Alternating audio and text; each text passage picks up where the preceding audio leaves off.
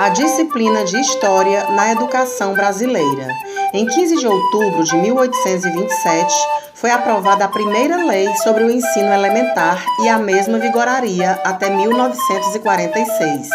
Essa lei determinou a criação de escolas de primeiras letras em todas as cidades, vilas e lugarejos, denominadas escolas elementares.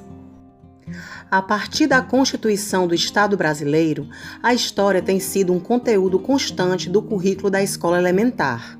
O Decreto das Escolas de Primeiras Letras, de 1827, primeira lei sobre a instrução nacional do Império do Brasil, estabelecia que os professores ensinariam a ler, a escrever, as 4 operações aritméticas, a gramática da língua nacional, os princípios de moral cristã e de doutrina da religião católica e apostólica romana, proporcionadas à compreensão dos alunos.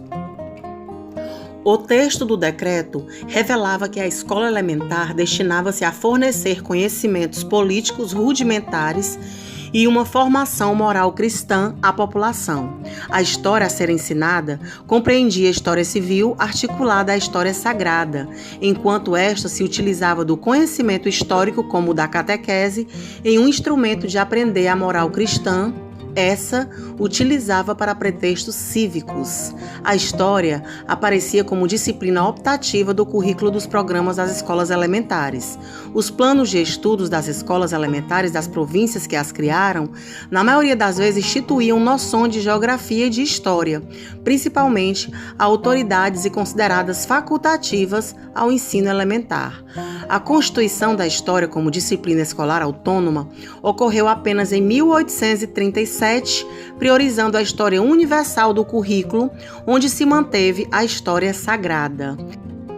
Por volta de 1870, os programas curriculares das escolas elementares foram sendo ampliados com a incorporação das disciplinas de ciências físicas, de história natural, com a adoção dos preceitos metodológicos e inclusão de tópicos sobre história, geografia universal, história do Brasil e história regional.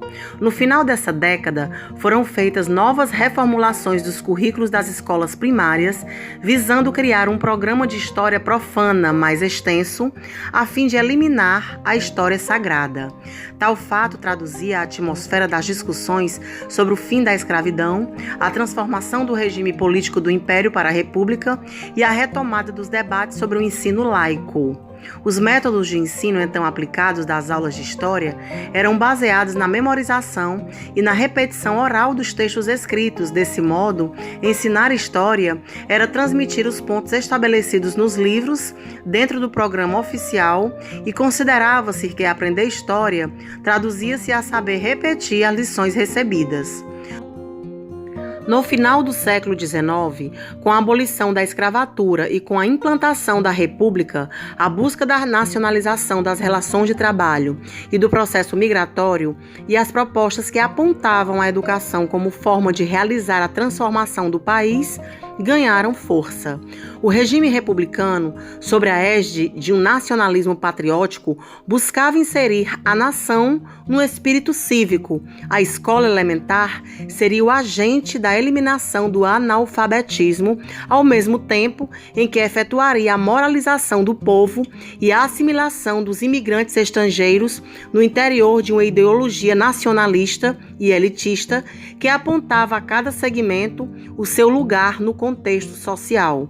A história, então, passou a ocupar no currículo um duplo papel, o civilizatório e o patriótico, formando, ao lado da geografia e da língua pátria, o tripé da nacionalidade, cuja missão da escola elementar seria a de modelar um novo tipo de trabalhador, o cidadão patriótico.